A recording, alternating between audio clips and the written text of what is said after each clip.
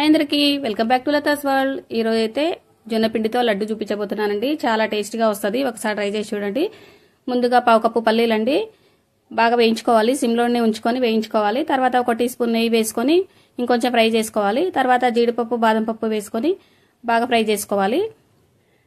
ఆ తర్వాత గుమ్మడి గింజలు, వాటర్ మెలన్ గింజలండి వేసుకొని ఒక్కొక్క స్పూన్ వేసుకొని మంచి కలర్ వచ్చే వరకు బాగా ఫ్రై చేసుకోవాలి. ఫ్రై చేసుకొని ఒక గిన్నెలోకి తీసుకొని ఉంచుకోవాలి.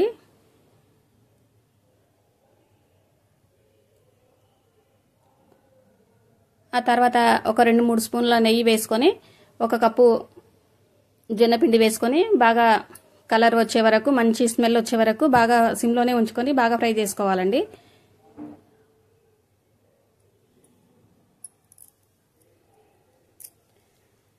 సిమ్లోనే ఉంచుకోవాలండి. మంచి కలర్ వచ్చే వరకు దగ్గరుండి బాగా మంచి కలుపుకుంటూ బాగా ఫ్రై చేసుకోవాలి. చూడండి, కలర్ ఇలా వచ్చే వరకు మంచిగా ఫ్రై చేసుకొని ఒక మిక్సీ జార్లోకి తీసుకొని వేసుకోవాలి. తర్వాత 1 కప్పు బెల్లం అండి వేసుకొని మిక్సీ చేసుకోవాలి. పల్స్ ఇస్తూ చేసుకోండి, లేదంటే ముద్దగా అయిపోతుంది. చూడండి, ఇలా చేసుకోవాలి. ఆ తర్వాత ఒక గిన్నెలోకి తీసుకోవాలి. తర్వాత ఇప్పుడు ఫ్రై చేసి ఉంచుకున్న జీడిపప్పు బాదం పప్పులన్నీ వేసుకొని బరకగా గ్రైండ్ చేసుకోవాలి.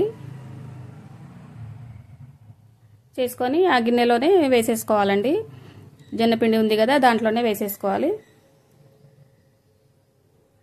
వేసుకొని కొంచెం ఇలాచీ పౌడర్ అండి 2 స్పూన్ల నెయ్యి వేసుకొని మంచిగా కలుపుకోవాలి. అంతా పట్టేటట్టు బాగా చేయితో మంచిగా కలుపుకోవాలి. కలుపుకొని లడ్డూలా చుట్టుకోవాలండి. చాలా బాగా వస్తాయండి లడ్డూలు, అయితే విరిగిపోవు అస్సలు. చాలా టేస్టీగా ఉంటాయి. పిల్లలకైతే చాలా హెల్త్కు మంచిదండి. జొన్నపిండి అప్పుడప్పుడు ఇలా పెట్టండి, పిల్లలకి కానీ పెద్దలకి కానీ నడుముకు చాలా బలము.